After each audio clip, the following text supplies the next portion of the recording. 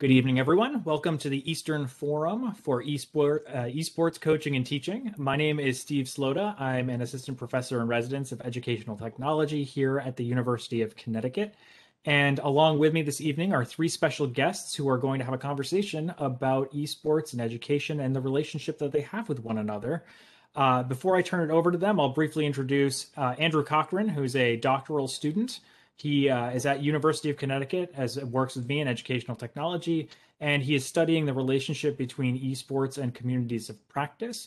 We also have Bethany Pyles, who's the esports manager for Connected Camps, and Tyler Schrodt, who's the chief executive officer of the Electronic Gaming Federation. So, Andrew, I'm going to hand things over to you. If anyone wants to jump in with questions or in the chat, I'll be actively monitoring that, and we'll be responsive to you.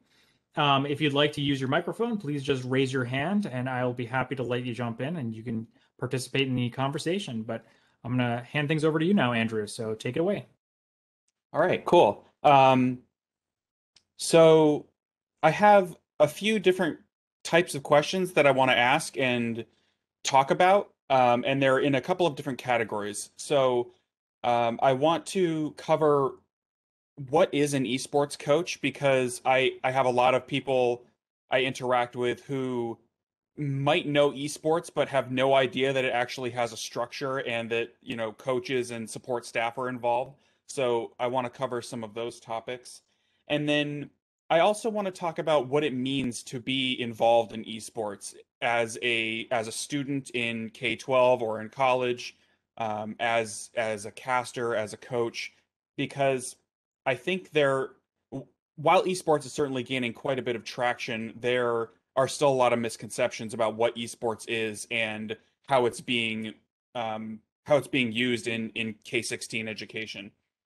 And then I also want to cover some of the resources that aspiring coaches or people who want to start esports clubs might want or need as they get started. So to start off, I wanted to just say that the last year has certainly brought a lot more attention to video games in general, for means of coping and connecting with people in their communities. And in light of this, I wanted your opinions on how esports has grown, changed, or evolved throughout this past year, or year and a half, I guess. A lot, I think, is a pretty good summary of that. I think for speaking from our experience in college and high school from the lead perspective, it created a much more urgent entry into the conversation for a lot of institutions that Mm, previously didn't think as much of it or considered it more of like this is something that's coming, not something that's here, or any variety of other, similar um, similar thoughts that, with the same effect.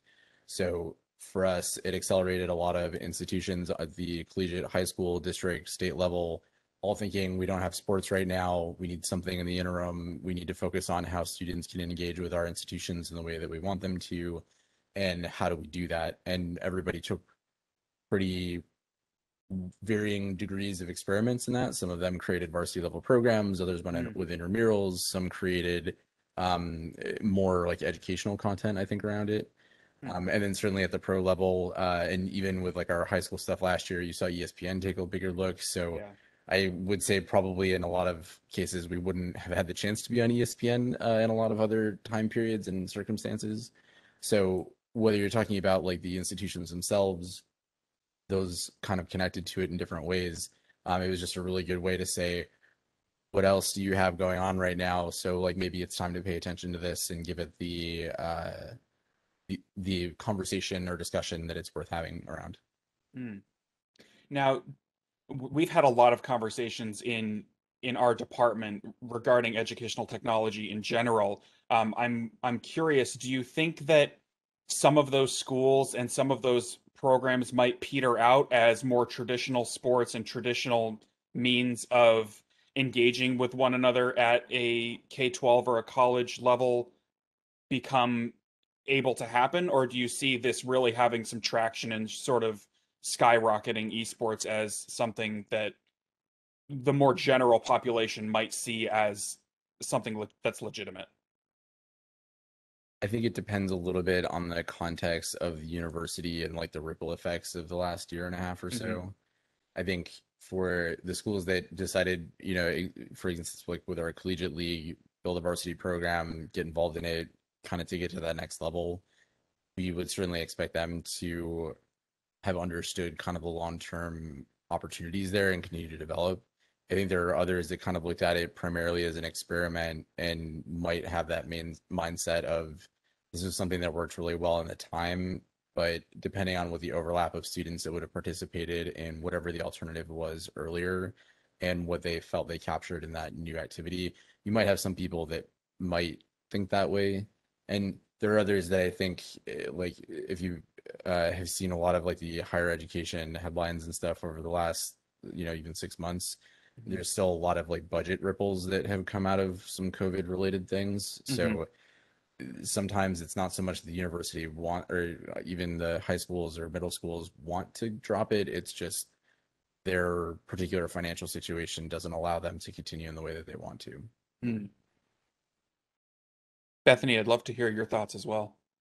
Yeah, I was going to chime in. I actually have a pretty different perspective. From our point of view, when working with NASEF, the North American Scholastic Esports Federation, with Connecticut camps, a lot actually didn't change for us. A lot was already remote.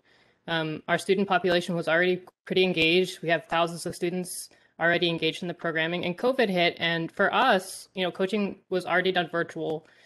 Getting the general managers or the teachers on board with, a more remote environment was the biggest difference, where they were used to, the kids being in the class with them or being at the after school space with them felt different for them. But for the kids, I think it was much more comfortable for them. Obviously, equity, I think, was a bigger issue this season or this year around too, right? So, who had access at home was the biggest issue. So we saw a lot of players that were really active and then struggled to become active at home as well. And then others are much more comfortable at home. They felt much more themselves. They were more active, showed up to practice more. And I would also say, like, you're right, budgets came into play later, but I think like a lot of the external folks brought attention during COVID, meaning like, wow, okay, esports, now there's this remote thing that I can do with my kids. There's an online environment. It's already tapped into what I'm doing as a teacher. But if I think for the students and the players, it was really natural for them to do that. I think it was harder for, the other generations to kind of follow suit. But I think for college age students to use as coaches and the players themselves, they really adapted during COVID. And we saw a lot of just really positive things happen, especially when kids were losing that community. And I would also speak to, kids were already engaged in basketball and baseball and esports. It's not always just they're in esports. A lot of the kids already do a lot of different things, and they're already engaged in after school programs. So I don't think either, when traditional sports come back, if kids are already embedded and they love the esports program, I don't think they're going to go anywhere. Obviously, scheduling's tough and you got to figure out how to prioritize, but I don't think there's going to be a deep fall off. We're already deeply engaged with these students. Do you think this is kind of a similar spin-off question that I asked before, but you mentioned, Bethany, that some students feel more comfortable at home. Do you see that as being sort of a, pick your own adventure? Like, some kids will want to be at the after school program on campus when it's, obviously when we're able to do so. And some kids might want to go home right after school and hop on and engage with the team remotely. Do you see that as something that continues? Yeah, of course. Most students are already engaged in Discord. If they're not already in esports program, typically they're playing online with their friends around after school hours if they're allowed. So bringing some structure into that time when you're having a coach or a general manager pop in during a session, it just really elevates that whole space for them. It really feels more like community. It really feels like, wow, I'm having some deliberate practice going on here. If anything, it just elevates what they're probably already going to do at home on their own. So yeah, I think, and of course, it depends on the kid. Every kid's going to experience this differently, but I think a lot of kids do find it really comforting to have like that validated space where they're already engaged at home and something they would already do. It's really interesting. Have either of you seen or heard any talks from parents about recognizing how structured esports is? I think a lot of parents might think, oh yeah, my kid just plays video games after school for an hour and it's whatever. But I think I would assume that parents seeing how structured it is when they're distanced, have you seen or heard reactions from parents? or guardians, I should say? We definitely hear from parents, and typically it's more coming with questions that are maybe defensive. Oftentimes they want to know the schedule, right? What is the schedule? Sure. How often are you guys actually meeting? Are you meeting Mhm. 3 times a week? Is that serious? And like, yeah, they meet 3 times a week with the coach for about an hour and a half each. And every team is different, but oftentimes parents are surprised, I think, that constructive time is carrying throughout the week, that it's not just one day, that when the kid says, "Mom, I'm in practice, leave me alone," they're actually in practice. They're trying to do something. They're engaging with other people and they don't want to be Yeah. bothered. So parents will check in, like, is this really happening? Can you validate my child's experience? And like, yeah, that's exactly what's happening. So yeah, at home is a different environment. I think probably more for the parents than for the students. Yeah. Sure. It's been really interesting to see that more directly, I think, during a time when most people are at home, because I think in general you run into kind of like a spectrum of experience with people who are like really involved as parents and are Yeah. really excited about this and they want to be involved in a way that's very intentional. And then you have other parents who are kind of disengaged in the sense that they are either kind of ignorant of what's happening or maybe are not as excited about that being a possibility. But when you start to arm the students and the teachers and administrators with the knowledge of being able to explain like how this is happening, give them an opportunity to engage, and especially if their team wins something and they have a title or they have a medal or like that hardware makes a really big difference.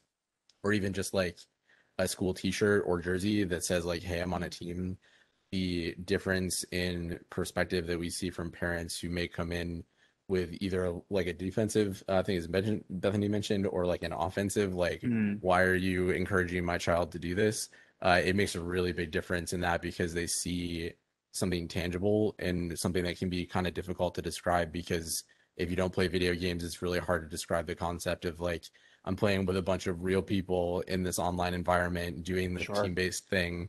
And it matters to me the same way that sports or music or something else matters to, them. Right. It's funny you mentioned that. There was an experience I had this last weekend where it was the first time I got to see my family in a year, and I brought my Oculus Rift with me, and my parents got to try VR, and we ended up having a conversation about what constitutes really being with other people, right? And so it wasn't a very lengthy philosophical conversation because it's not the kind of people my parents are, but it did get my mom to think a little bit about what does it mean to be in VR fishing with another person who I can recognize spatially, even though they're not actually in the same physical location as me. And so these are the kinds of things that I think a lot about with respect to community and esports, and how schools and not schools are really not so different from one another. Like these environments are more or less the same. I did want to let Mike Cho jump in. He had his hand up, and yeah, Mike, did you want to ask a question or a comment? Yeah, I'm a high school band director. For those of you who do not know me, but it's one of the things that I think about a lot within COVID. That I actually find there is more pushback from parents now than there was before. Because before it was like, it's a hobby, whatever, they don't need to do it. And now I find them saying more and more often, they're on their screens 24 hours a day now. It's ridiculous. So I've found it's actually more and more difficult for me to have these conversations with non-techie people. And even a lot of teachers are seeing it that way because they don't want to be, like they're, for lack of a better term, they're from a generation that is not used to screens all the time. They didn't grow up with it. So they're constantly saying, I don't know how you look at the screen all the time. I don't know how you deal with this or that. And I find that within esports, I have a hard time getting any sort of traction with either administrations or parents, especially because I also teach music, so they think it's very, I think, weird that I have a very archaic art form and then a very new one. Interesting. Thank you for that perspective. Yeah. Now, something that we've embedded into coaching this time around was wellness. And I think wellness was something that, and I think in general too, then pro team, you see that this a lot too, especially in mental performance, right? So that lands with parents a lot more than just the, hey, your kid has community here for some reason, because I think that is hard to digest for them because maybe they haven't experienced it. But the wellness pieces where you're saying, hey, there's balance kind of weaved into our programming here. Our kids aren't just gaming for 2 hours straight. We're taking breaks. We're doing wrist and hand exercises. We're taking water breaks. We're doing mindfulness activities before and after. We're doing reflection time. Sometimes parents just need a more description of what's actually going on too. And we typically have a template of, a structure for a session or a match, and that we can send to parents when they're interested in, like, what does it actually look like? I think, when you talk about coaching or you talk about an extended period of time gaming, it's hard to understand what might actually happen during those few hours. So sometimes it's just, here, take this. Does this make sense to you? A ritual at the beginning, a mini lesson here, playtime here, and a reflection at the end, or an exit ticket before they leave. This is really what's going on. There's a lot more than just screen time. And then you can also break up screen time with different things. So, but the wellness aspect in there, I think, has been really influential for us to get through to parents and say, like, this, and not every program does that, but it is something that you can think about doing, and it can be very small. It can be just something added into practice for 5 minutes at the beginning or end. I think that concept of structured time, as opposed to just like what they, I think, typically think of as just spending like hours and hours and hours playing a video game, makes such a huge difference in that conversation. Because we see the same thing, even if you don't get that in depth into it, you can say, this is a platform that we're now using to reach this community, because the alternative is not being able to have that conversation, that development opportunity, or the connection between their gaming and their health is another option. Because I mean, like, just a lot of our schools in like Jersey, for example, they started using esports to say, like, you have to be in the gym or doing some sort of physical activity for a minimum of X amount of time per week. And that's part of their eligibility requirements. And it wasn't like that they were going in and like following, football weightlifting protocols. It was, starting like yoga and mindfulness stuff that was just kind of getting them into that space. And that makes it such a friendlier conversation. And then obviously it has the benefit of having like a real positive impact for the students themselves too. So I think that's such a huge point, Bethany. Great. We have another question from Mike Cho, or is that the hand raised from before? That was actually the one from before. Oh, okay. But I was thinking while you guys were discussing it, and with the term coaching and stuff like that, do you find it helpful or hurtful to refer to the different sections? Because I was thinking about how I might argue it to parents, to refer to different things in terms of other sports. So I know that, like, if you're looking at League of Legends, you're looking at like top, mid, bot, and you're looking for those things. But would it be more or less helpful to call it something like forward, defense, or whatever it is? I don't do soccer, sports ball or whatever.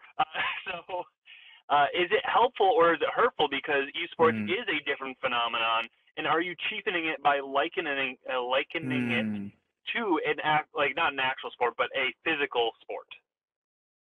Now I'm going to figure out how to put my hand down.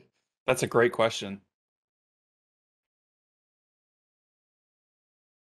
I think my personal experience, Bethany, you might differ on this, was that it depended on the level of intended engagement by the parent that was asking the question, because I think some of them are looking for that validation at a high level of like, this is something positive, I'm looking for the impact, and the how is not as important.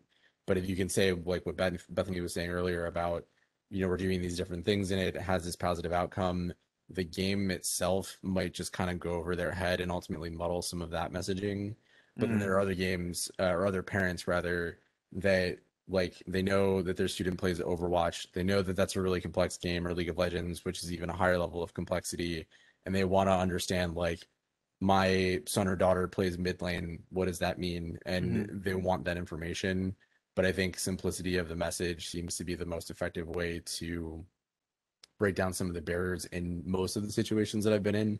But then you also have some people that I feel like go into those conversations with the intent not to be persuaded. So that's like a whole different conversation in the strategy. Yeah, we also do. We don't try to weave traditional sports in too much. I think with coaching in particular, that's where we would get the most, I guess, traditional sporty. But as far as what the kids' roles plays, really don't shy away from what they actually do. If they play mid, they play mid. You should explain it. If you're a tank, explain what a tank is. Like validate what you're doing. You don't have to compare it to something else all the time. Mm, You play trumpet, play trumpet. You're not gonna describe it as a sax. mm. Just own what you're gonna do and what you play, and let your parents like discover it with you. I think that's cooler than trying to twist it into something that they may or may not understand already. But again, it depends on the family and how they best understand something. But I also just like leaving it in the kids' hands too. The kid wants to explain it in a sports way. They know their parents better than I do. But if they want to explain what their mid role is, I think that's even cooler. I also think it's been really cool over the last year to hear a lot more stories about, because of obviously like the very close proximity of everyone in very tight quarters, a lot more parents taking that active interest in learning that part of it and ultimately participating in the game, Yeah, that's with their cool. student, which I think is probably one of the funnest activities that we've had the ability to support, or the opportunity to support, I should say, because watching parents try to like play tank in Overwatch is really fun. And I think the students appreciate that a lot more too. Cool. Definitely seems like the bonding that occurs in that space is really important. That in the same way that you go out back and throw the ball around with dad and play catch, it's the same kind of thing where you have this opportunity to share experiences about yourself, experiences about the game, create the game acts as sort of this generator set or space in which you can like participate in a shared understanding of the world for that moment. So it does seem like that in all that was upturned by the pandemic, there are these interesting niche spaces. When I spoke with Andrew earlier, I mentioned Animal Crossing being another one where you have people visiting Danny Trejo's island or whoever's island because it's a way that we can all feel proximity to one another in a time when we don't have it. Dr. Young, you had your hand up. I wanted to let you chime in here. You're muted. Oh, I had a follow-up kind of question on the athletic sporty topic before we get too far off it. The sure. comparison between esports and traditional athletics. I know when I talked to Andrew about his dissertation, it's my fondest hope that it doesn't get too close to traditional athletics Yeah. in every sense of that. Mm. Because in my experience, the people in traditional athletics are kind of pigeonholed, both the kids and the coaches. They're shunned from the traditional academic side of the house, both in terms of budget, but also in terms of just, even if they are using cool tools like video markups and they're doing stats like crazy, the obvious connections to what kids are studying on the academic side is always very strained. And yet it seems to me in esports, it's very natural to talk about the connection between esports play and some of the things that really matter, particularly here in Connecticut, like emphasizing computer science careers and computational thinking throughout the curriculum, as well as, just communications and the streaming that goes on, all of that. There's sports marketing and there are those careers of traditional athletics, but I'd like to hear a little bit more about, do you feel that same angst when people ask questions about how is this like, or should I use the analogy to basketball or soccer? I kind of want to push them back from that and say, this isn't that. Yeah. This is a different kind of player, a different kind of coach, a different kind of activity. So could you say a little bit to that?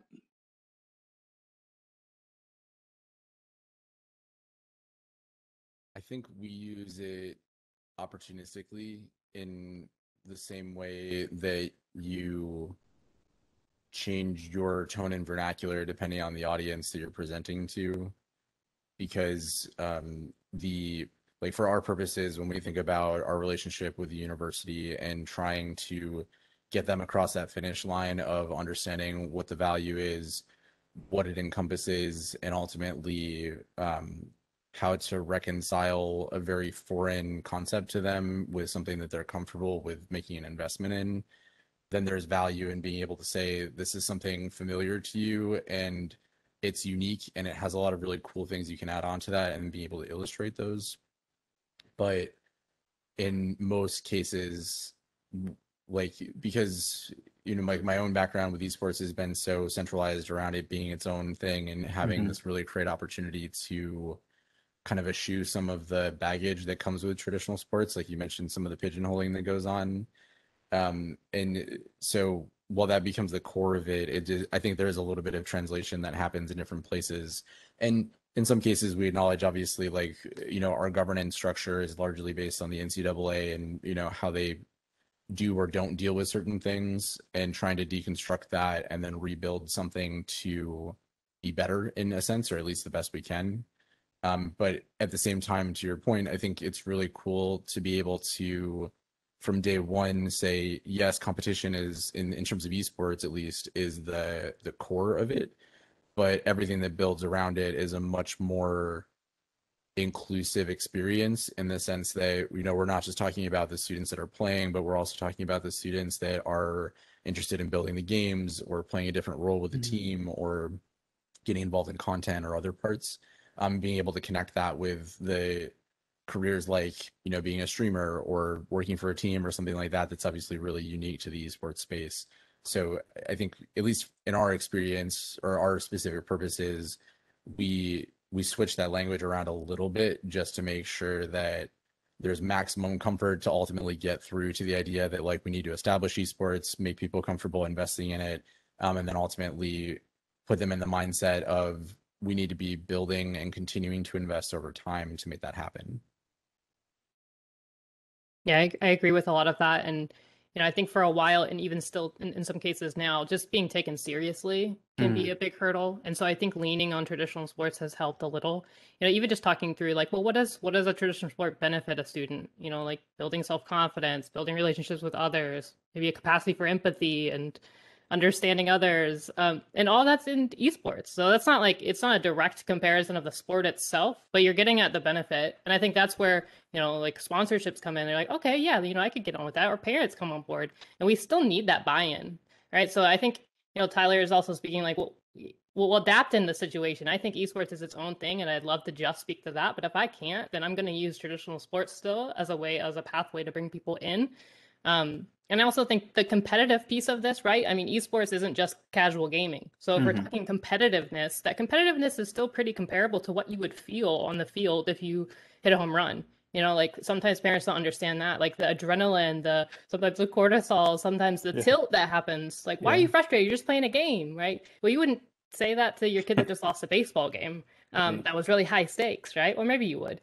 But, just comparing it to, like, what kids are experiencing or what students are going through during that play, I think it's just easier to relate to. I wish it wasn't the case, and I think we're getting there as, like, esports just comes to the forefront and we're able to actually see that. I think it's interesting too, while we can finally kind of see players playing the game, streaming or watching the Overwatch League, you can see their faces, you can see what their, like, emotions are going through as they play the game, either excitement or tilt or frustration. All that's really interesting, and we haven't seen that for a while in esports, and all that's still relatively new, I think. So, as that becomes a bigger thing, or as parents see it at home, I think maybe we can stray away from that, but we'll see. Bethany, I think. Oh, go ahead, Tyler. No, go ahead. I was just going to say, I think in a way that's like how you make it real for people who haven't experienced it before, like to the point of being able to see someone and not have that disassociation of saying, like, if I'm playing on a team in Counter-Strike and you see that avatar, it doesn't always connect to someone who's not participating, that's a real person participating in a way that's very serious for them.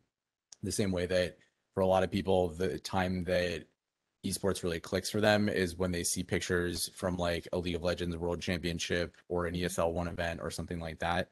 And I think now that we're seeing that at a much more localized level, whether it's like a high school coming together and, like, showing off their space that they just built, or something similar, it just continues to add to that that profile of it.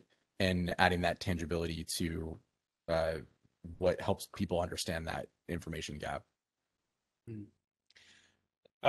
To Bethany's point, Tyler, I wanted to talk a little bit about your start in esports and the accessibility. And I know you started by hosting LAN events, and in a time when doing so was like an all-day endeavor to set up and tear down, and get everybody connected.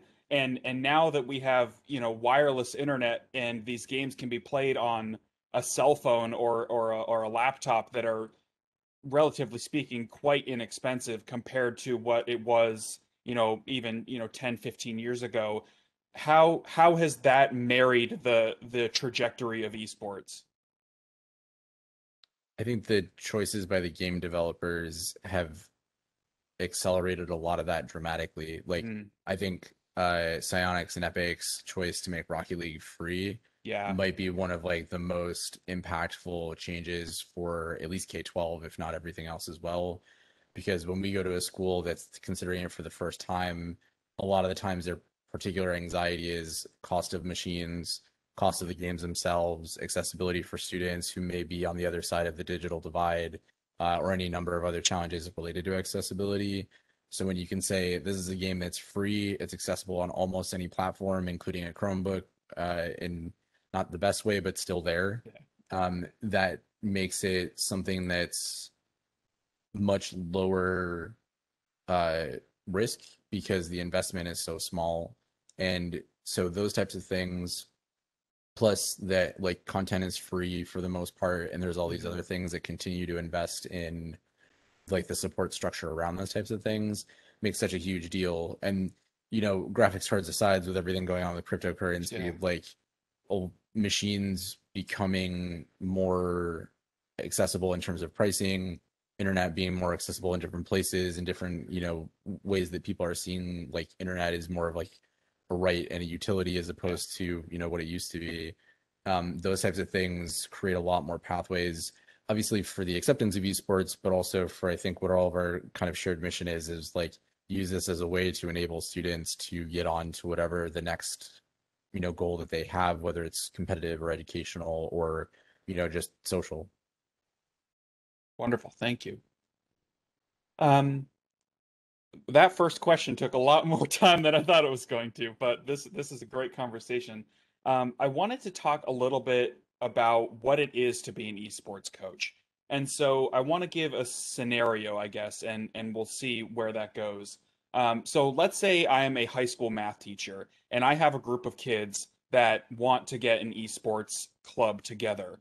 And they come to me because, they trust me as a teacher and we've built this rapport over years of me teaching them. Where does one start? And what do I do? Where do I start? How do I get these kids what they need to get started and get involved?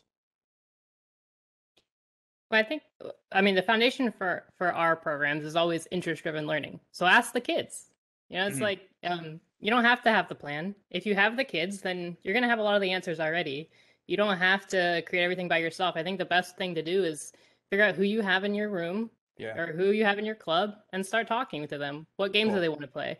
And that might tell you Call of Duty and you don't want to play Call of Duty. So have a discussion about why you can't play Call of Duty. But start with just suggesting something. See where their interest lies. Is it FPS games? Is it MOBAs? Is it a mix? Or do you have now multiple teams? Sometimes it's just a little digging, and some of that will come out too. We typically do something called a team charter or a club charter or a team agreement, you could call it. And that's where you're just laying down expectations. It can be a Google Doc where everybody's looking at the screen at the same time, and we're going, okay, everybody's name is here, including the coach, including the general manager, all the players. What are our collective goals? What do we want to do? Are we competitive? Are we casual? Are we here to socialize? Like, let's figure out what we're doing. And then what kind of goals do you have personally? Maybe Anna wants to get into gold and John wants to be silver finally. Maybe it's all about rank. And maybe somebody just wants to make friends. But understanding your club first is the first step. You can't just rush in and go, hey guys, we're going to start a competitive Rocket League club. Who's in? That may or may not land. If you don't know who you're talking to or what your kids even want, It's not going to have this long-term effects. And again, games change. So one year the kids may love Rocket League, and the next year they grow out of it and they want to play Fortnite, or now they're really into Valorant, right? And there's always new games coming too. So you have to have this constant conversation with the kids that are in your space to figure out what's best. And that's really tough as a teacher, right? You have a lot going on, or as a parent. You have to like keep up with what's relevant and what your kids actually want to do. And oftentimes kids will leave, and general managers or teachers are like, well, why? They just don't want to come back. But they just like honed in on one thing, and the kids want to do other things, and they'll just go do it on their own. So this constant conversation, a club charter with expectations, goal setting at the beginning, it doesn't take long. It actually gets a lot out. You get a lot of information just from talking through that. And I think what you said right there is one of the biggest differences between esports and traditional sports, because you can't just get a group of kids together who say we want, I mean, I guess you could do club soccer or whatever, but there's always this understanding that, at least from my understanding, that traditional sports has to be competitive at some point in time. Like, what's the point if you're not going to compete? And I really feel like esports sort of tears that down. And you can play Smash with your friends after school for an hour in a constructive manner and just have fun and engage with the community, instead of having to go to the district or the regional competitions. And I think that's one of the many things that makes esports really, really special. I think it's super important to emphasize like the data element of it, especially for the new, and data meaning not always like hard quantitative numbers, but like Bethany was saying, like understand that population better for us, because when schools come to us, generally they've already decided like we're a competitor, or we're intending to be competitive and build on top of that. We don't tell them how to run their programs, because that ultimately ends up being a result of so many factors that they're going to know that better than we ever will.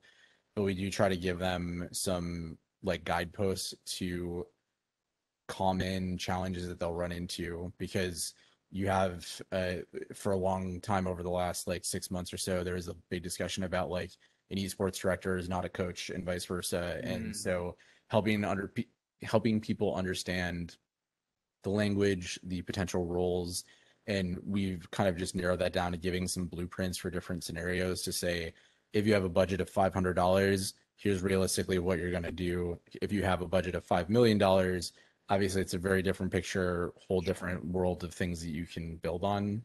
And then while all of that's being discussed and giving some of those discussion points to them, it's always a huge emphasis on, remember that the students in this case are most likely the most informed about whatever you're planning to intend on, unless obviously you're like someone coming from the pro scene or whatever, you might have a little bit more knowledge there. But the idea of being able to say students can make really good coaches, they can make really good managers, they're really passionate about all the support functions that exist in this program, and then continuing to really emphasize that each game is a very different population, and that you should expect them to have their own personalities and their own interests and their own focus.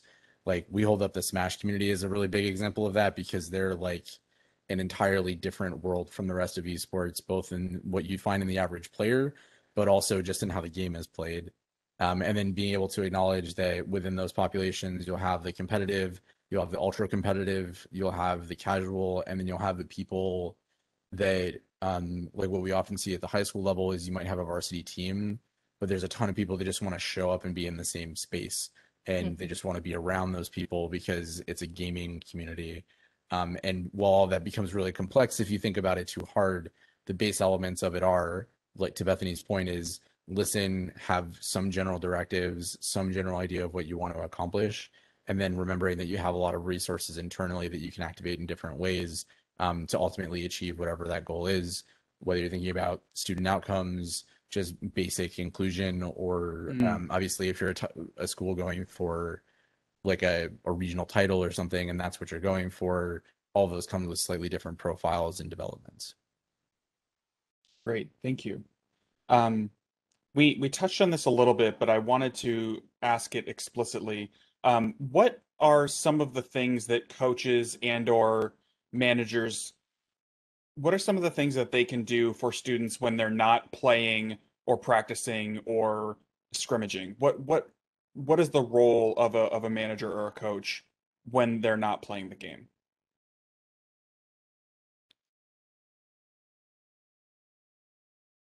Go ahead, Tyler.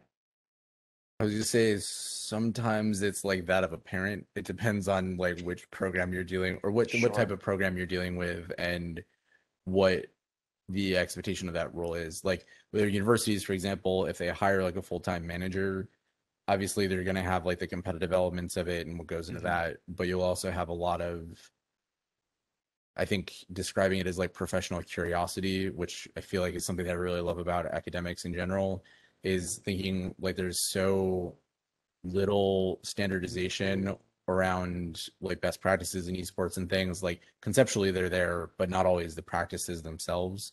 So taking the time to research and say, I want to provide this to my players, whether it's like a health and wellness activity or just helping them feel more at home, especially if your focus is on like international students, there's like the whole variety of that. So I think comfort and support become kind of the next elements of that.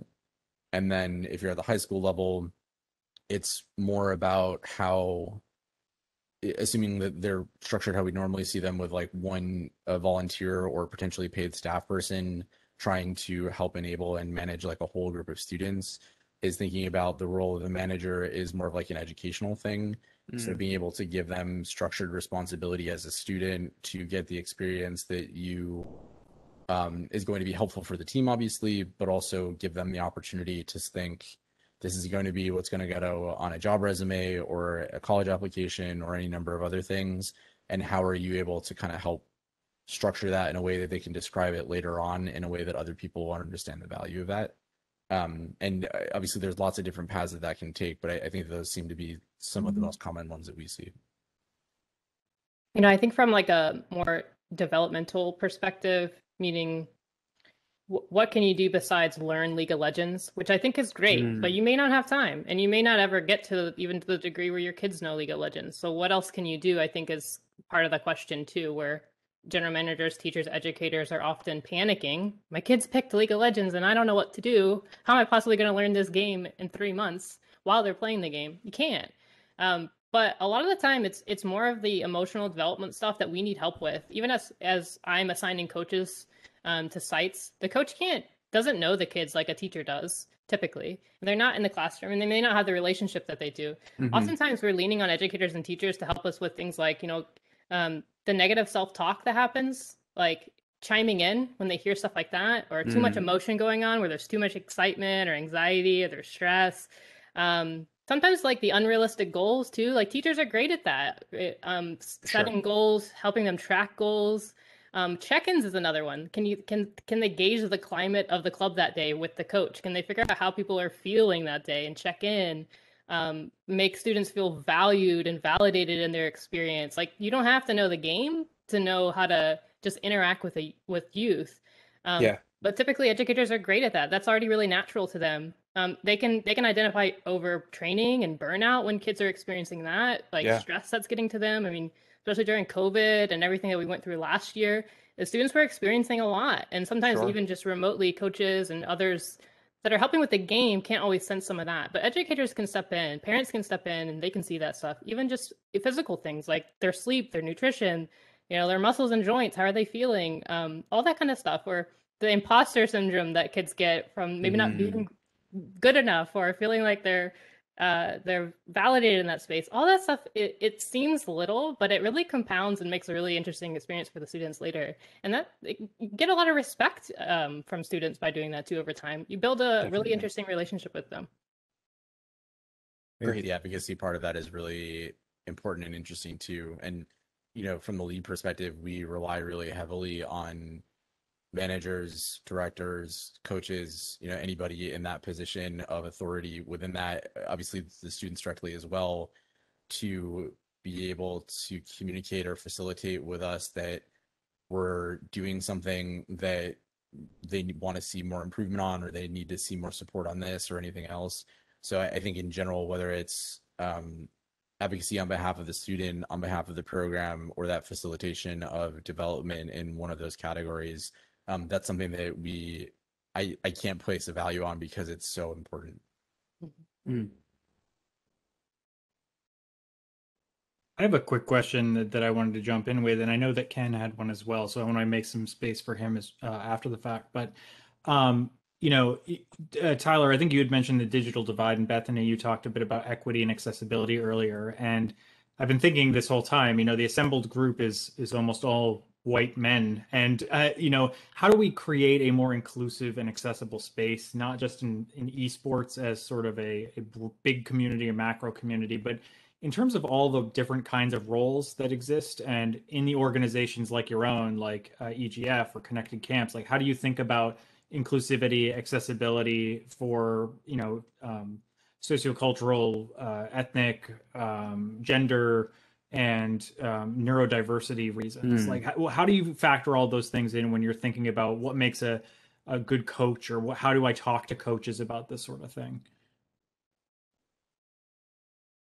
That's a loaded question, and there's a lot there. And I Yeah. think I'll preface this with there's a lot more work to be done.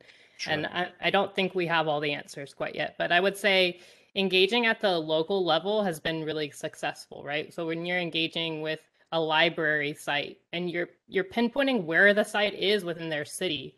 For us, we like to do research when we're doing coaching on the mentorship over time. So we place a coach at a library site or a community or like a boys and girls club for 3 months or so, and then track over that period of time with surveys and interviews, you know, what are the students experiencing? But we're picking those sites not because they signed up and they had a lot of money, but sometimes because they don't have money and we're funding them to just take our coaches. And that takes some initiative for us to go find the funding for them, right?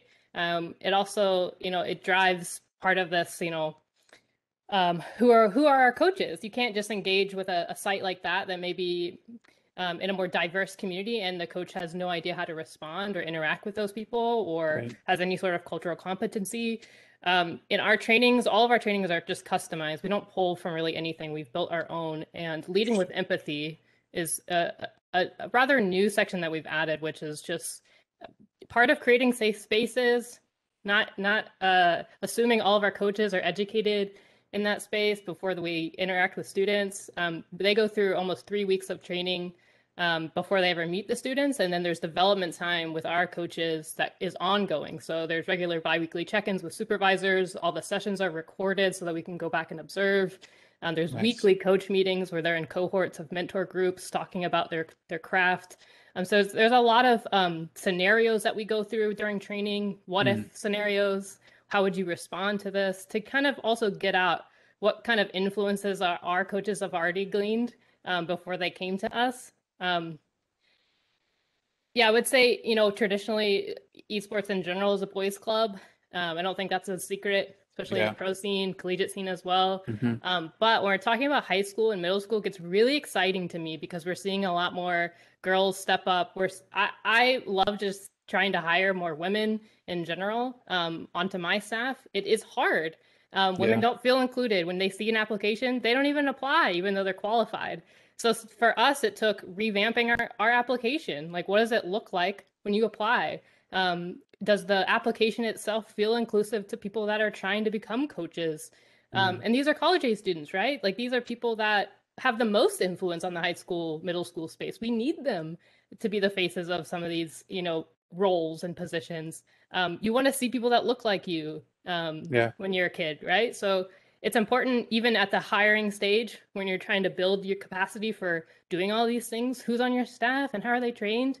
And then how are you choosing and prioritizing the sites that get your service? And I think that's tough when you're talking about money and how you're spending it. But for us, when we get funding, we're able to then prioritize who those sites are. And that's been really helpful. But it is a long loaded question. I could probably talk about this one for the entire time. Yeah. Oh, trust me, when I brought it up, I knew that it was going to kind of be that sort of question. And I want to point out too, because I know that folks might be thinking this as well. When we talk about equity and accessibility, it's not just in terms of, you know, people might jump to conclusions about being urban versus suburban versus rural. And I think it's actually more complicated than that, right? Like there are all these intersectional communities that exist where, rural Louisiana isn't the same as rural Massachusetts, but they do have some things in common. And it's real, like you were saying, localization is really important to sort of create as Dr. Young and I have talked about, sort of create a fixins bar of a main, basically principled set of foundations for whatever community you're working with, and then giving them the options for which things do you incorporate and how do you incorporate them depending on the audience that you're working with, the participants that you're working with, that sort of thing. So I appreciate you answering that. And I know Ken, maybe this is a good time for you to jump in if you have a Title IX question or something along those lines. If not that, then I'm happy to kind of hand things over to Tyler and get your take on this as well. All right, Ken's preoccupied. We'll wait for him to return. Sorry, I was just okay. Yeah, thank you. Appreciate the time. It was really just kind of along the same lines of how do we engage in making sure not only, like, I think that's an athletics question as well that comes up a lot, which is, Title IX is something that's very important, and it is. And so how do we make sure that we address that? And I think also there is some talk about listening to the students, which I think is probably key as well. But yeah, what is the process, especially from my perspective as a college faculty member, how to make sure that stays engaged? So. I think our approach to that, specializing in like policy and governance around it, was trying to acknowledge where we were and then get past like the agreement, which I think every single institution at every level agrees, like diversity is important, accessibility is important, all of those things. But like Bethany said, when you start to break down and look at how complex of an issue that is, you have a lot of situations where I feel like people just kind of get paralyzed in action because they don't even know where to start. Right. So our approach to it was, at the college level, we tried to ask questions about what do our communities actually look like, and how are our administrations managing that. And what we found is like those were such difficult questions to ask because there was no data around it at all. And some schools were really good about thinking along those lines, but they hadn't even gone so far as to like mark down, we've got 1,500 people in our club and they're roughly X% men and women, or demographics in different ways. So that led to this year, we started our first benchmark survey, which is where we do like a really in-depth interview and survey with all of our schools to understand as much as we can about what are they doing, what do they look like in terms of makeup, and then trying to turn those into actionable challenges to address over a period of time. Because we found that a game like Overwatch, for example, tends to have a much more balanced representation of men and women. Smash tends to be a significantly higher population of LGBTQ people, and games like Counter-Strike tend to be more white male. League of Legends tends to be more Asian male. Those types of things where we see alignment with what you'd kind of expect, but also divergence of some of those things, and then trying to widen that to look at staffing and how they impact it, and then trying to be really mindful of some of those things. Like right now, our board of governors is roughly half men, half women, but we're not as good at representation of minority communities. So we're trying to acknowledge and work through some of those things. And then when it comes to trying to smooth the pathways to make some of those developments easier, noting like what Bethany said in terms of just like the opportunity itself is not enough. It's how you present the opportunity. So for example, at the high school level, we run all of our pricing is based on socioeconomic status.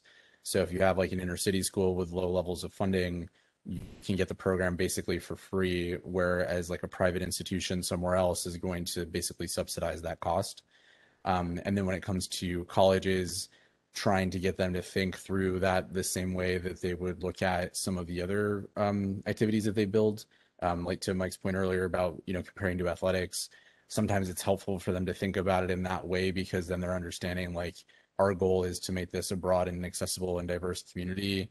And while it's not something that is as strictly shaped by a compliance policy, it is something that borrowing some of that structure and effort helps with. And then obviously, like, there's so many different elements of what goes into that. And it's why we're really excited about the opportunity to work with students or to see other people working with students as early as middle school. Because if you stop um, like non-white males from dropping out of the system at very young ages because they feel like they're gatekept from any level of accessibility along the way, just like you'd see in computer science or any of the other STEM education efforts, then it makes the conversation less about, or my hope would be that it's less about how do we specifically recruit, but enable people to feel like they deserve that spot innately, or can demand that without it being weird. And I think I've seen a lot from our colleges where they're trying to emphasize the idea of normalization. So instead of just doing something around like Women's History Month to highlight some women in the community, make sure that's something that's happening on a regular basis. So it's not like just this one element of a spotlight. It's just, this is what we stand for. This is how we treat everyone equally, and make sure that that's a consistently repeated and enforced message. So everybody that's a part of it can come into that feeling like they're welcome, that it's safe, that they care about that, and that they have a place to voice their opinions and thoughts. And to do less panels on inclusivity and diversity, and instead just make the panels inclusive and diverse. That's a really important Yeah. point. I actually was, as you were talking about the different cultural communities that are sort of embedded and surrounded by different games, I immediately started thinking about, wow, it's partly related to the culture that's cultivated in the story that the game is telling too, right? I hadn't really thought much about that, but now that I'm considering, Smash Brothers versus League of Legends versus Call of Duty, it's the narratives embedded in those games actually make a pretty substantial difference to the kinds of people that they attract. And so it's not surprising to me that you would start to see different groups kind of cultivate themselves or surround those different little community bubbles, and that it would be very hard to break them because you're trying to fight against the thing the games themselves are designed to self-select for, right? You're to be the best at a game, you have to really care about that game, and to really care about that game, you probably have to care about the story and the characters and all the other things that are embedded in it. So I appreciate you kind of talking about those things. It's a really interesting, complicated problem. It is. Sure. It's also something that's really cool to see people identify and attach to in that way, that makes them like their own zealous advocates. And to the credit of the developers to understand that and make that conscious effort without it feeling like pandering is something that is obviously outside of our control, but when you had it and you can build into it and develop it, it's really cool. Because like, we see people that see a character like Diva and say like, oh my god, that's me, and I'm really excited, and that's enough to get my curiosity to at least explore the possibility of a community that may include something around Overwatch. Or like, if you think Kirby is like super badass or super cute, depending on which side of Kirby then that's another way to like bring more people into it, start those discussions. And then ultimately it's the responsibility of the organization, whether it's a team, a league, a support company, media, whatever, to then foster that spark of interest into something that shows this is a place for you to be, and we value you, even if you're just like the most corporatized version of anything, and you just acknowledge that these are people that you can make money off of. Like, in theory, we hope that that's enough motivation to like make some of those, and then for everybody else to kind of continue to push that concept in metaphorical envelope. Hey, Steve. Yeah, go ahead, Mike. It makes me think, I mean, back in our day, when we first made that Jasper series stuff that nobody will understand except maybe Steve and Michael Toto and Andrew.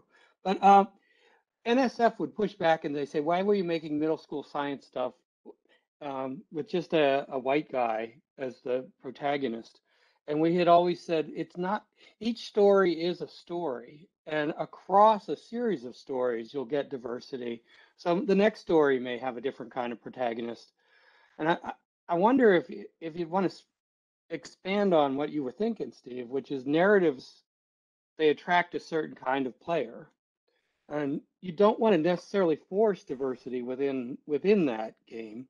You really want across across games. So you'd like to see teams that are playing multiple games that attract multiple kinds of players. Well, I think this actually kind of goes back to what Tyler was saying about if you really look at it through a profit-driven lens, right? Like it's better to have games that appeal to more people and are more accessible because then you make more money off of them. And I mean, I think that's a really cynical way to think about it, but at the same time, it does help address the problem you're talking about, which I think is find mechanisms to get new kinds of people to engage with whatever it is that you've created. And I think that's true for all art. Like it's not just Right, games. but does that mean you write one game that attracts everybody, or does it mean you just write a variety of different kinds of games that really are more scattershot in terms of their interests? I think what Ken is saying in the chat is actually a pretty good way to think about it, which is like track and field. There are athletes that participate in multiple kinds of games and that they overlap in different ways. Actually, when you mentioned Overwatch as being one that's, relatively 50-50 as in terms of kinds of participants gender wise, I immediately thought, well, that's because Blizzard made a distinct decision to make a diverse set of characters that could appeal to multiple different kinds of constituencies, which is not the way that all game developers operate. And I don't know whether that's the cynical, I'm going to try and appeal to a broader audience thing, or I genuinely want to tell these different interesting stories that we've never heard about before. I mean, and it could be a little bit of both. I think it's probably fair to say. But to sort of get cross-pollination between those different bubbles, I think there are a couple ways you could approach that. One would be to either create spaces that have characters from different games or different spaces overlap. So Smash Bros is a really good example of that, where you get very, very strong militarized characters versus Kirby, which is a little puff marshmallow, right? Like Solid Snake versus Kirby. Solid Snake versus Kirby, right? Or Link and Ganondorf versus Wario and Waluigi, and like everybody can find themselves in one of those characters in a way that I don't necessarily think is true in other games, especially ones that have hyper realism, right? So if you play a game that's competitive, and like I'm just gonna pick Call of Duty because it comes to mind, but if you have hyper realism where it's actual warfare with actual people that look like people, I think that dramatically changes the dynamic in which people consume and reproduce narratives around those games. So some of them do seem like they self-select for a broader audience. Some seem like they self-select for a narrower audience. I think the solution to this is have lots of variety in the kinds of games that are available and encourage players or students or whatever your audience is to try different things and see if there are multiple different kinds of games that appeal to them, to create multiple different communities for those players. I think the incidental contact between people within that community ends up being one of the best ways or most effective ways that we've seen that so far. If you like we saw this originally in high school, like when we started in Connecticut with social circles, where you'd have like a football player that plays Overwatch in the spring and in their off season competing side by side with someone that they would probably have never noticed in that environment otherwise. Either because of the game or because that school decided we're going to support 3 or 4 very different games, very different genres that come with very different types of people that generally will move to them. And then you start to see like a gaming community as opposed to just one individual like team or circle, if you will. And at college, I think that gets even bigger because when you have a campus of like 60,000 undergrads, then that's just sort of like that beacon to bring people together. And then you see more interaction and more, it's like that, something that breaks down some of those social barriers, because now you can talk about a game as opposed to trying to look at someone and say like, what do I have in common with this person that doesn't look like me, doesn't sound like me, doesn't have the same background as I do, any number of those other things. And I think that's been, to me, one of the most beautiful things about gaming in general. And even going back to when I started in Counter-Strike, different type of diversity, but like playing with people from Sweden and Finland when I was like 12 or 13 was something I probably never would have experienced otherwise. And so sometimes I don't think it's always about the game itself so much as the platform that those games are enabled through or around. I would say, actually, going back to your point, Mike, that for World of Warcraft was the same way for me. That it was a way for me, a gateway to meet people whom I never would have met in regular day-to-day life in my small rural town where I grew up. And I think that there's a lot of opportunity in esports spaces to connect students that are in the same geo-local area, whether that's a school district or whatever, with other students who are somewhere else in the world or country or wherever else that you're scoping to. John had, I don't know if you want to jump in and for a second there, John, as somebody who has some experience from the industry side of these things, but John pointed out in the chat that, companies seem to like they fall on both sides and that people are kind of just doing the thing that they're supposed to do in a company. So the CFO is worried about the CFO's things and the artists are worried about the artist things and the writers are worried about the writers things. And all of those don't necessarily have to be cynical, but they could just be people trying to focus on the thing they're there for. So it is potentially, it can be multiple things at once. It doesn't have to be any one particular agenda. I also wanted to chime in quickly because we get this question a lot from general managers or educators that are asking, like, how do I get more girls involved in my club? Like, they just don't want to come, is what they'll tell me. And I know this all sounds really sticky and we could probably go on this forever, but there are some really simple solutions you can do. And I think we're talking high school especially. Did you ask the girls that are in your community or at your school why they don't come? It's not that they don't game. I can promise you that. They're gaming. But why are they not in your club? And sometimes it's just this awareness of like, what if you're a white guy, just gauge the club. Would you, if you were a female, would you walk into your club? And it's gonna take some awareness on your part to like answer that question like realistically. But oftentimes some of the girls will come in and they'll just stand in the back of the computer lab and they're watching, but they don't want to play. And the GM will tell us, well, they just want to stand around and watch. They want to observe. So they won't talk to them. They haven't actually engaged in a conversation to go like, do you guys want to play? Or, maybe they don't want to play competitively. Maybe they're not there yet, but their interest is there. And you can do something with interest. You can do something. And oftentimes it's going to look different. Sometimes girls want to game with other girls, and that's fine. Like, I think that's a very controversial topic, like the co-ed versus, all female tournaments. But if that's what's comfortable to get females engaged, like, especially at the middle school, high school level, try. It might expand. They might, end up playing with the guys later. But oftentimes it's just as simple as like, does your club even feel welcoming? Or like the guys in the computer lab just like shouting like random things that are really offensive and you're not saying anything? Like that might be why girls don't want to hang out in your club.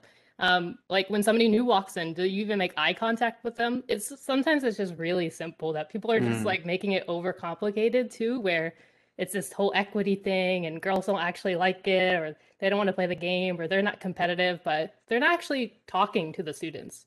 Oftentimes they're assuming things, but they're not actually engaging. So I would just say like there are some simple solutions to just like weave this kind of into a more practical space again too. Great. That was an excellent conversation, and thank you, Stephen and Ken, for bringing it up. I want to be cognizant of everyone's time. We're kind of pushing the envelope of that 90 minutes, but I did want to ask one, I guess, final question, and that's this: Do you see esports having connections with K-12 or K-16 curriculum? And if so, what does that look like, and how is that encouraged or bolstered in the interactions that GMs and coaches have with their players? If you engage with NASEP, which is free, if you sign up with them, you get access to a library of curriculum. Yep. It's really interesting, and the really interesting part is it's not just like here's our curriculum that we think is best. There's actually a library of other general managers and educators that have adapted it, and then have provided like a library of all sorts of videos and resources, how they do things, how they've iterated our curriculum. I think writing is a really interesting one, or an English class or even an ESL class where it's interest driven again. So you're picking something like Fortnite, Overwatch, and there's a lot of lore in games. There's a lot of like storytelling already there. And if you let kids just write what they're passionate about in general, it's usually just a great way to start. And I think, some sort of English class or even English as a second language can be really important to students to just start writing or doing some creative writing is what we've seen. But there's all sorts of different things. But that one seems to land the most, especially with the students themselves. We are not educators by trade, most of the people on our staff. So we haven't gone down the path of like suggestive curriculum. Instead, we would point to like a NASIF or something like that. Yeah. So instead, we try to look at the practical applications of education within the system that we require to fulfill our mandates, if you will. So, for example, this year in high school, we're rolling out training programs for broadcasters because we know compared to like our collegiate environment, our high school matches are not broadcasted at the same rate, but that's important to the students. It's important to the development of their communities and all the things that we talked about on this call. So our focus now is how do we put an educator in a position to say, practically speaking, this is how you spread up a stream. These are the resources we're going to give you to do that. And then the students themselves are the one that are going to execute that. And then we're able to build that or to take that portfolio of work they're doing and show it to our universities and say, you're going to want to do the same thing because you have kind of like the next level of development where you're have like a full scale broadcast studio because you have like an on-campus television network or something like that. And being able to specifically look at those students and say, here's a path that you can follow if this is something you're really passionate about. And then otherwise it's entirely about awareness to just continue to build out those stories and narratives of, yes, we're talking about video games, but we're not just talking about playing video games. We're talking about all the other things that we touched on, you know, over the last hour and a half, and then be able to show them immediate practical examples of you want to enable the student to be your coach, to be your manager, to be your social media person, and then for us to give them the tools to succeed, and then also incentivize them to want to pick that over another opportunity that they might have. And at the same time, advocate zealously for them to understand like their own worth. Like, you know, we pay all of our broadcasters as a rule. So making sure that they're not doing free internships wherever we can avoid that. Or if they're going to go out and be a freelance broadcaster after starting with a school, that they understand the business acumen that they require to go out and say, I deserve to be paid for this. This is what's in a contract, you know, stuff that can be kind of an uncomfortable discussion in some cases, but just trying to think through those things that we in our upbringing of esports, going back from, you know, player to organizer or whatever, to say like, this is what you need. And trying to think back even like through my own education of like, when people told me I needed a network, they didn't tell me what that meant or like, how do you do that? So trying to give them the low stakes environment to try to access and to develop that as they transition that into the real world. And then, you know, as we've said, I think is the consistent theme is just like listen to what the students are getting out of it and what they want from it, and then continue to build that. And I think to everybody's credit in the, especially the K-12 space, certainly with the work that Bethany does, with everybody else, the curriculums that are being developed and enhanced are, I think, significantly better than some people might initially even give them credit for or expect from them, because they're really thoughtful, at least, you know, to the degree that they can be within the constraints of the environments they have to be applied in. And I kind of assumed that this question would lead to the next one, so I'm glad we're kind of already going there. What type we have so many things that students K-16 are involved in their esports clubs, and so many skills and things that they learn while being engaged in this community. What kinds of careers, even, you know, within esports and outside of esports, because of all these transferable skills that they're learning, what kind of careers do we see these kids wanting or even pursuing out of high school or college?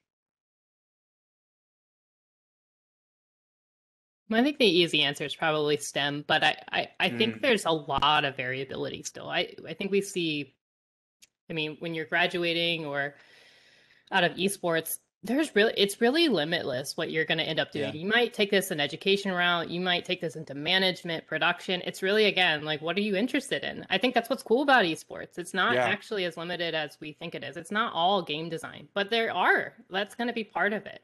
But I think casting, production, if you're looking to get into esports, there's still a lot of, and I think it's developing year after year too, what is included in like esports too. So I think just In general, interning wherever you can is a great start, and just figuring out what do you like. Yeah.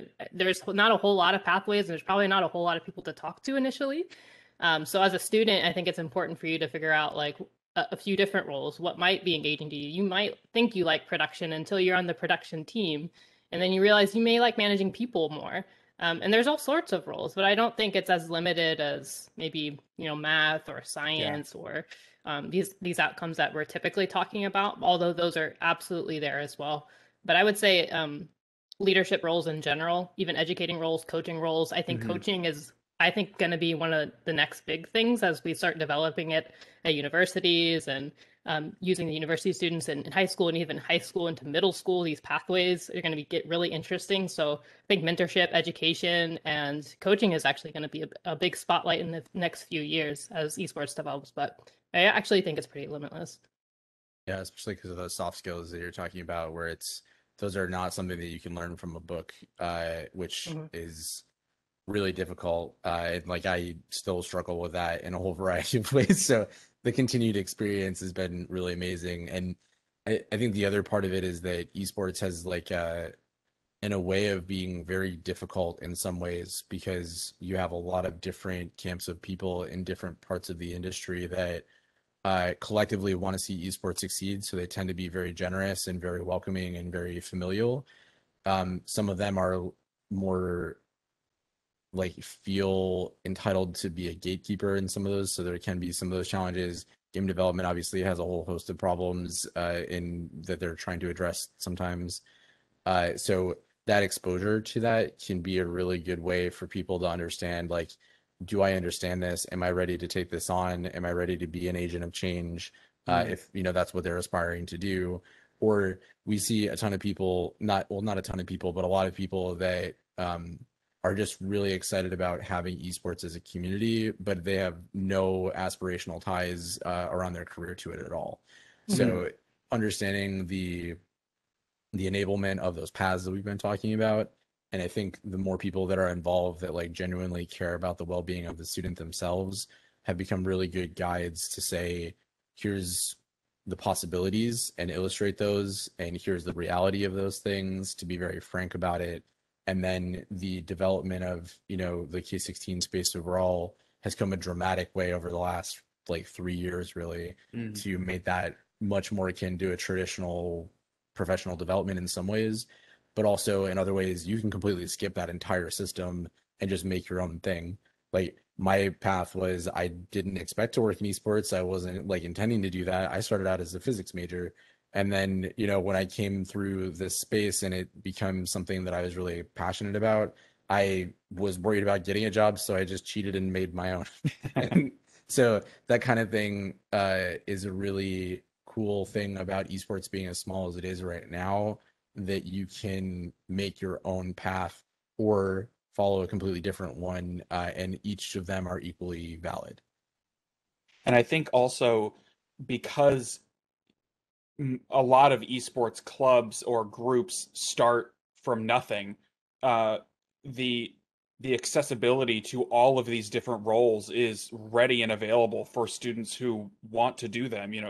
If you want to try out shoutcasting, sure, shoutcast a scrimmage, that's great. If you wanna run the Twitch stream while it's going on, that's media production. If you want to try that, you can. Whereas a lot of other institutions that have much more foundational components, there's a lot of gates in the way of students who want to access that kind of engagement. It is. And I think it's also been a really cool way to experience networking in a different way. Like our broadcaster community is so like welcoming and excited about like lifting everyone up, that if you are someone that came to us from like a school, as an example, you join our broadcaster community, suddenly you're thrown into this community of like 150 people that are all over the place in terms of, some of them have done work for the LCS and some of them just do this as a hobby. They all refer each other. They all give very frank feedback. And that is not just unique to the broadcaster side, but they build it out and they continue to do that. And just that simple act of empathy, which I think is still kind of unique in some of those senses, has been something that motivates me a lot and makes me really excited to see that, like, I'm not telling them to do that, they just do that naturally. And I don't see that in a lot of other places or, other industries that I've worked in. Great. I was just going go ahead. to mention very briefly, there is a little bit of conversation in the chat here, and I wanted to bring it up just to gauge everybody's thoughts on it. But it was a conversation about guidance counselors and the awareness of guidance counselors or these other individuals who exist in school districts or schools who help get students navigated to where they need to be to participate in things. Have you found that there's knowledge within the guidance counselor community? Is that even something that's come up in response to these conversations about coaching and teaching, or is that something that they aren't even aware that these media jobs might exist for esports? Especially because, Tyler, you were saying at the beginning that you were finding yourselves broadcast on ESPN, in which case it seems like there's quite a relevant pathway from high school through college to a career path. So curious about your thoughts on that. For us, it largely, I think, depends on who's starting the effort around esports at a school, because we certainly find that there's like a hyper localization if it's like a single teacher or administrator and some educator or administrator in some way that says, I can bring this together, I'm willing to volunteer my time, I just want it to happen. And that in and of itself is really important, but it can also be kind of insular because they may not have the personalized resources or time or bandwidth to go beyond that. But we find that if like a district is the one that's bringing that like top down, then everything from IT is like a fundamental function of like being able to participate in the first place to guidance counselors to engaging on like the academic side tends to be a lot more successful. So we don't spend a lot of time with guidance counselors in particular, but we know that like principals at schools will become pretty big advocates of the program once they start to see, like in the first semester, suddenly everybody that's in the club, their grades jump or their attendance jumps or something like that, which is pretty common. And then they'll start to see like why they want to pay more attention to it. But that's not always the case, obviously. And I think that's one of the, for us specifically, one of the places that we've identified wanting to improve on, because working with admissions at a university level is trying to connect those two people together and saying, here's what a high school student needs to be engaged or prepared for if they're going to apply to a university, and then what they need to be prepared for once they get there. And so that whole spectrum of development has been a whole different thing, but it's still pretty new, I think. Yeah, I would say very similar. I typically do not engage with the guidance counselors unless something is wrong. So, but the interesting part is when there is a resolution, typically the esports club is still seen as the space for the kid where they're going to succeed. So either if it's grades that are lacking, the conversation is typically, well, let's keep them in this space because they're doing really well and it's really beneficial to them. We don't want to remove them from it. That seems bad. So once they're engaged in this space and they start to understand because they have to, then it's a different conversation. Also, when we have to do any sort of crisis response to a student, maybe telling us something, and we have to get admissions involved at that level, it's typically the same story. Like we don't want to remove them from this situation. We definitely don't think removing a mentor during this time would be beneficial in this situation. But the alerting the counselor is sometimes because of something negative, but it doesn't usually defer the student from engaging in this space. It usually actually, I think, just brings to light to the guidance counselor where they may just not have been aware of what was actually going on. But it takes that conversation. So when something bad happens, they have the conversation with the student, and usually the student is expressing, "I love this space. Please don't take me out of it. This is what I do. If you take me out of this, then I don't know what I'm going to do. I won't have community. I won't have XYZ. I don't want to go home. I want to do this after school." So sometimes it takes something bad to happen for that faculty member to get engaged, but I wish that wasn't the case, but that has typically been what I've experienced. And there was the reason I was talking back channel about that, Steve, was not only do we have graduate programming for guidance counselors, but you and I have talked on numerous occasions that careers aren't going to be what they used to be. They're going to be things, they're going to be selling yourself. You're going to make your own career. And I think streaming and shoutcasting is a perfect example. I have a neighbor up the street here who does that now. I mean, he makes 50 grand a month just talking about a game, he and his friend. So when typical high school guidance counselors think about career paths, they think about traditional career paths. But I think they're going to have to change that, and I think esports can be in the front of that as opposed to only coming in, as Bethany says, when something maybe isn't matching up with the academic side. I actually think the academic side is going to have to change and start to think about how to adapt to a future where careers are made more by individuals and selling their talents and self-promoting. And I don't know. I think we can influence our guidance counselors at the graduate level in our training if we got this in front of them in an interesting way. That's a great point. And I wanted to just draw in this question from John as well, because it feels related. Regarding the data that we have available to us for how we make some of these decisions, is there actually data about which games are influential in which ways, and how you might steer a student? I mean, obviously, if your club is very small, you're going to have some limited options for what you might be able to do, but maybe there's particular games you steer them to related to this conversation about communities of practice or individual aggregation points for different kinds of students. So the question is, is there any data that exists that can kind of facilitate this? We have data on the club environment itself. So what I was speaking to, bringing the kid back to the club, regardless of the grade, making sure they're still engaged, but then setting the expectation that their grades improve. Usually it's like a 2.0. It's something very standard, but I don't know any research that has done anything specific to the game that they're playing. I think that would be fascinating though.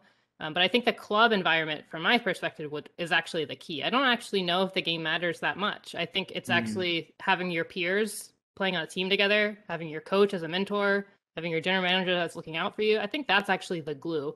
But it would be really fascinating. I'm not sure if there is any research done on that. I think research and data in general around esports is pretty weak. Yeah. So that's probably a little beyond the scope of what most people have been able to explore.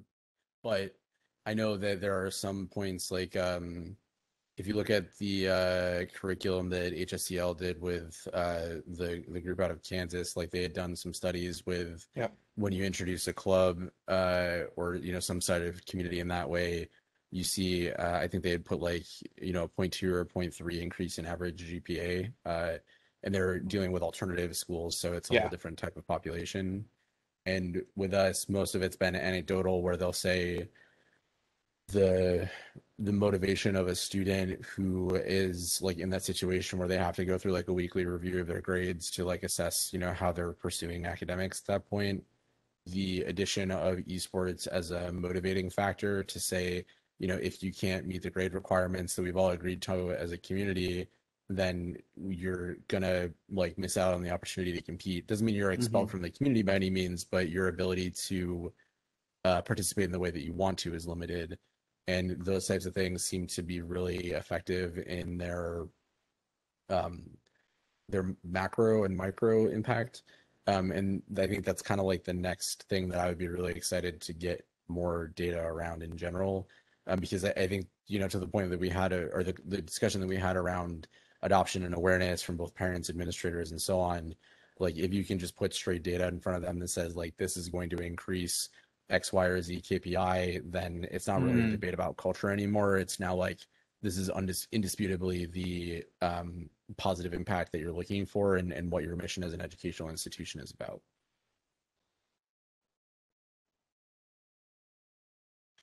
Great. Thank you, everyone, for coming tonight. We're past our 90 minutes, so I want to make sure everybody can go to sleep or do the things they normally do.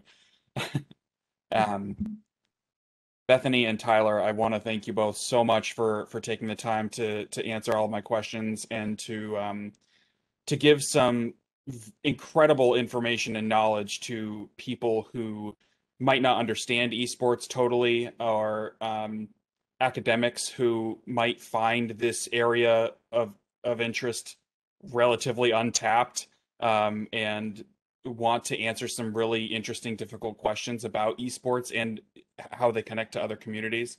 That's my passion, so that's why I'm here. So I want to thank everyone again for participating, and Bethany and Tyler, thank you so much for your time. Thanks so much for It was having a pleasure. Thank you. Great. It's great Yeah. to meet everybody.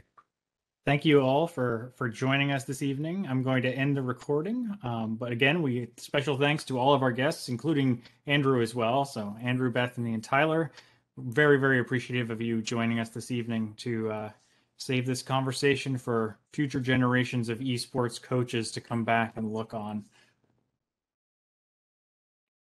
Thank you, folks, so much. Have a good night. Yeah, absolutely. Thank you.